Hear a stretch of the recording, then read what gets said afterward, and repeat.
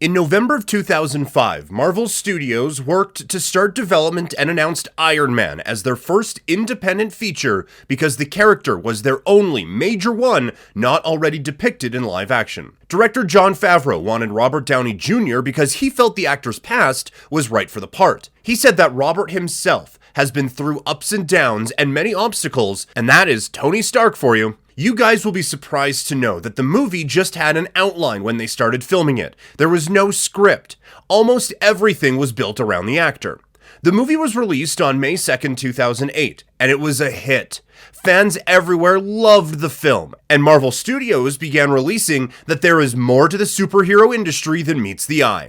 Because up to that point, it was just a handful of Christopher Nolan's Batman films and Raimi's Spider-Man trilogy that defined the genre. People loved superhero movies, and directors and producers started taking notice. This is where we are first introduced to Tony Stark.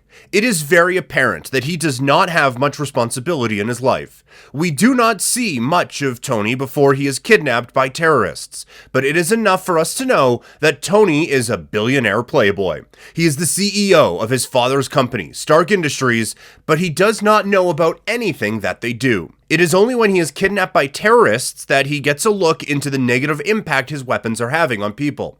His eyes are open to the fact that somehow the terrorists are getting their hands on the weapons his company makes. Tony builds a suit out of scrap parts and escapes, leading to the idea of the Iron Man suit. While Tony has a small character arc within the film, however, he still ends the film being the same person he started out as. He takes a little more control in the company, but is still, deep down, the irresponsible playboy.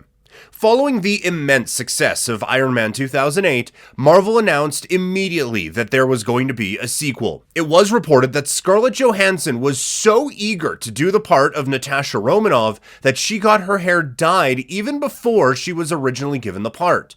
And even more commitment was shown by Robert Downey Jr., who got 20 pounds of muscle to reprise the role of Tony Stark. Iron Man 2 earned $623.9 million worldwide. This was huge for a superhero movie. The technology in this film was portrayed as more futuristic. Everything in the movie was just better. But yes, even besides the actors, the movie was given a lot more production value, and many people found that the quality of the writing, cinematography, and unique blend of visual effects was spot on. But even in Iron Man's second outing, we see glimpses of his former self. We see him in a battle with the government for control over the suits. Tony obviously refuses to give the suits up because he wants absolute control. This film really shows us the control freak within Tony. He still wants to be the one saving the day. I suppose the best thing done for Tony by this point is the introduction of Nick Fury. It is clear from their interactions that Tony does not trust a whole lot of people. This movie does not really add anything to Tony's character that we didn't know already. He is still irresponsible and does not use the Iron Man suit wisely at some points in the film. So, I don't have much to say about other than the fact that Fury is trying to get Tony on track to being an Avenger. Now, let's get down to the actual Avengers films.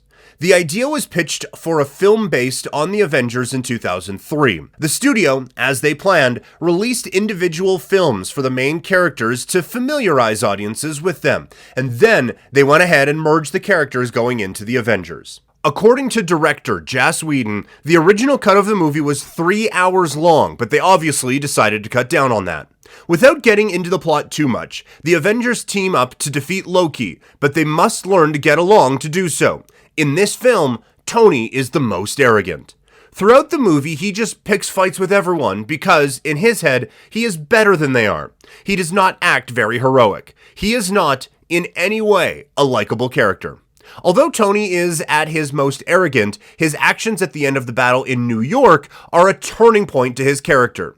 When a missile is about to strike New York, Iron Man risks his life to direct it toward the wormhole in the sky. This leads to one of the most significant changes into his character, one that would eventually become his trademark signature.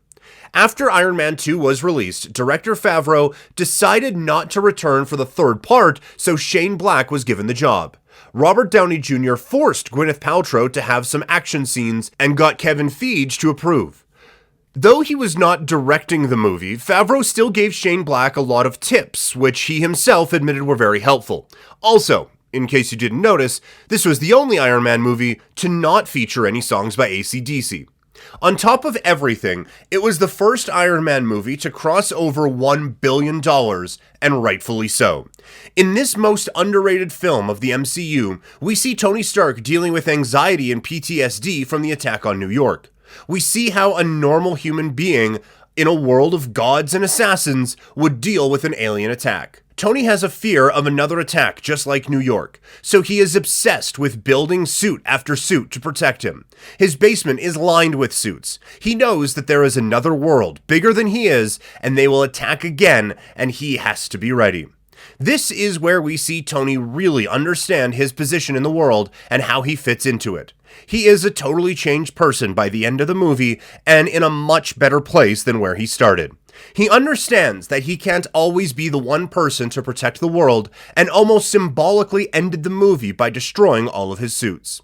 2015's Avengers Age of Ultron turned out to be a big success. The sequel was announced in 2012 with Joss Whedon as the director and writer. Whedon said he wanted to lengthen the scene with Thor at the pool, but he was issued an ultimatum by the executives that he can lengthen it, but it would be in place of Hawkeye's farm scenes. I would argue that keeping the farm scenes in the movie was the single most impactful decision that they could have made for the development of the characters, especially Steve and Tony. Anthony and Joe Russo confirmed in March 2014 that they were returning as directors for the third Captain America film with Chris Evans as Captain America. Downey was added for the film to adapt the 2006 to 2007 Civil War comic book storyline of Mark Miller, which pitted Iron Man against Captain America. Near the end of the film was where Iron Man blasts Captain America's raised shield as an homage to the Civil War Part 7 comic book cover.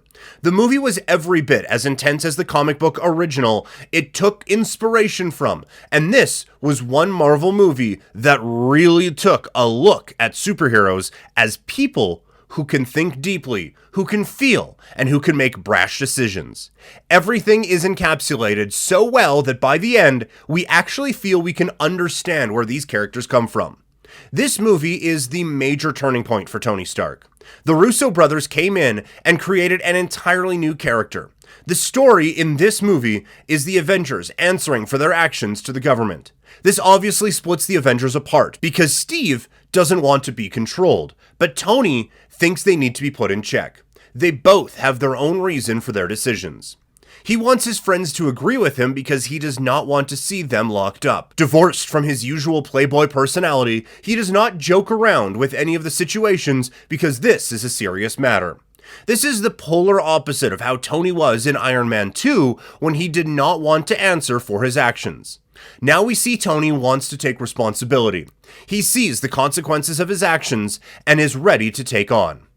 But then, just as we think it can't get any more personal for Tony, he sees his parents choked to death by Bucky from footage taken by security cameras. He finds out that Steve Rogers knew of this even though he did not know it was Bucky. So, Tony is at his lowest point in this moment. He feels betrayed. He is beaten up, broken, and hurt.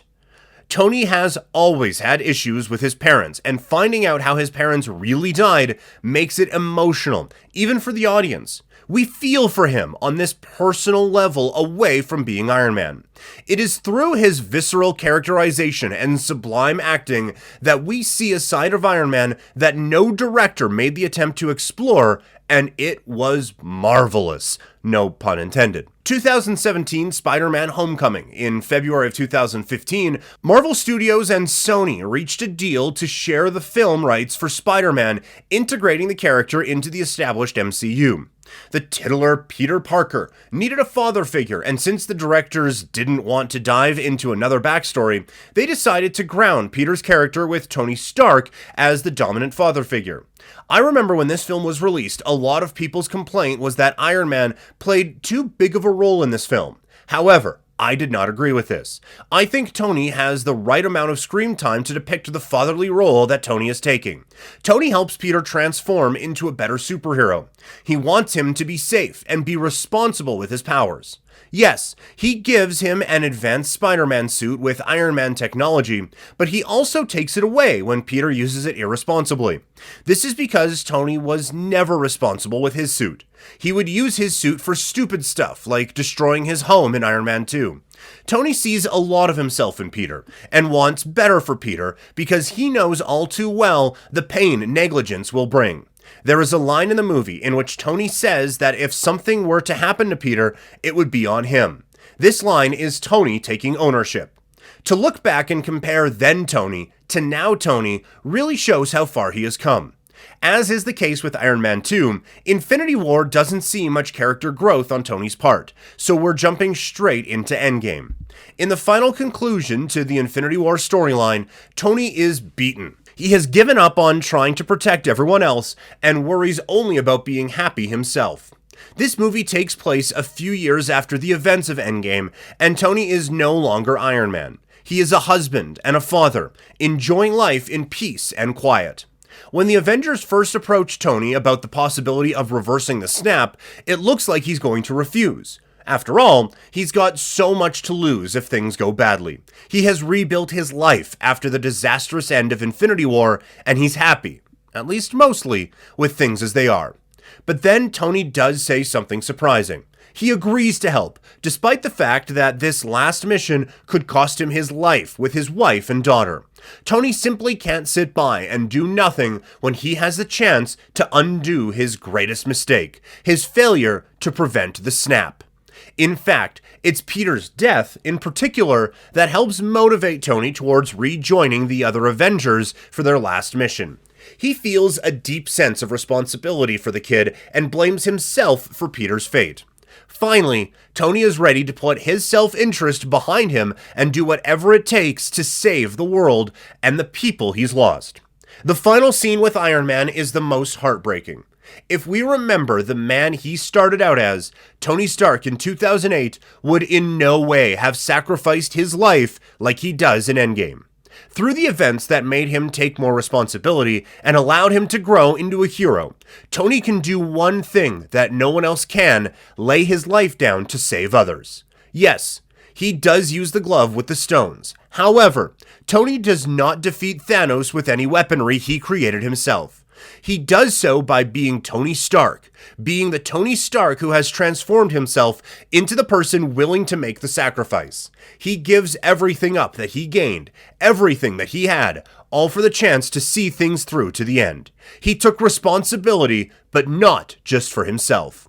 This was far too important. He knew that he couldn't leave the fate of the world in the hands of chance. When we look at the amazing character development with this character, the end moments for him make it so touching. When we see a hero who is willing to change to be a better person, just like we do in life, he becomes memorable. So, what do you guys think about the transformation of Iron Man? What do you think of his ultimate sacrifice? Let us know what you think in the comments below, and while you're down there, consider subscribing, and as always, thanks for watching.